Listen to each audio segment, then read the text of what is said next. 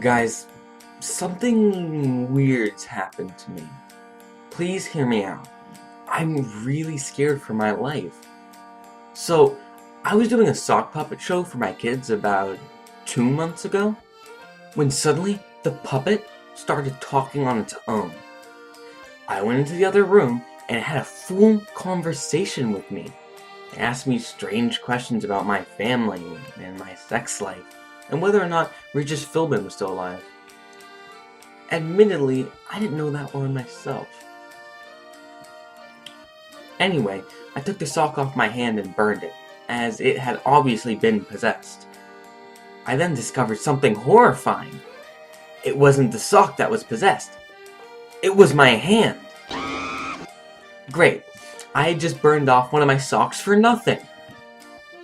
Just to even things out a bit, I took the other one off my hand and burned it too, just to be safe. I kept talking to my hand, and it sounded like it wanted to kill me. I told it that killing me would kill it too, when after some back and forth, it decided it wanted to kill my family instead. So as a defensive measure, I got some duct tape from my garage and duct taped my arm to my body.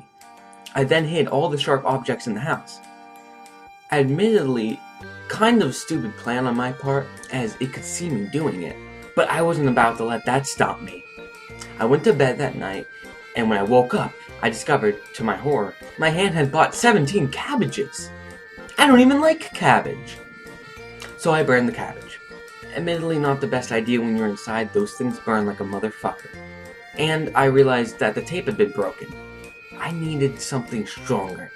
So I went out to my local hardware store and I bought a nail gun.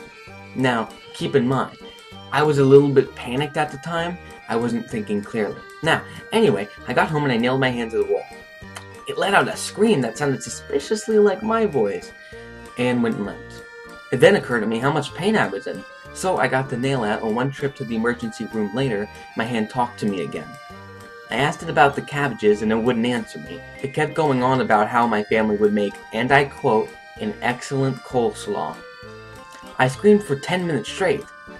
I was really high on pain medication. So, once that wore off, I spoke to my hand frankly. I told it that I didn't want killing anything, because I wanted to be a good person. It told me lots of things, including the fact that it liked being called Tim, and that it didn't like macaroni, which is odd because it's a hand, and it can't eat macaroni. And that it wasn't going to stop until my family was dead. So that brings me to last week. Last week was the weirdest week of all. Shut up, dumbass! Sorry, I'm recording this. I'm trying to keep my hand away. Tim just came up and did that. Anyway, I did my laundry. Tim, of course, mixing the whites and the colors just to fuck with me. And then I got an idea. I would make my hand stop. It would be like a good cop, bad cop routine. Only I'd be both cops. And I'd be talking to a hand. So I talked to my hand. Nicely at first, but then I got rough. I poured hot coffee on it. Well, that was my first mistake. I punched it repeatedly. That was my second mistake. I stopped after that because now my hand hurt. That was my third mistake. The torture hadn't worked. It only made it more irritable. So I went to bed, and when I woke up, I found something even more horrible than the cabbages. Bees! Whatever, had brought bees into my room. 6,000 of them. Not sure how or where he got them all, but I knew that was the final straw. I confronted my hand about it and ignore everything you're hearing. It is a lie. There's no such thing as a killer hand. Shut up, Tim. You shut up. No. Damn it, guys. Hang on. Sorry.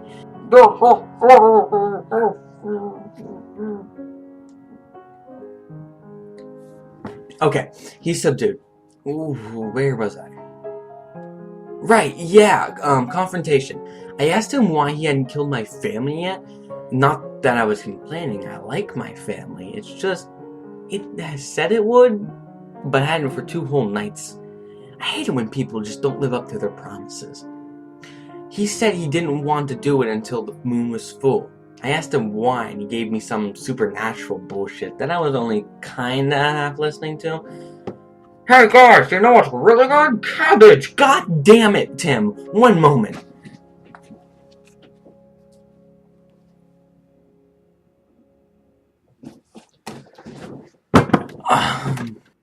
Done.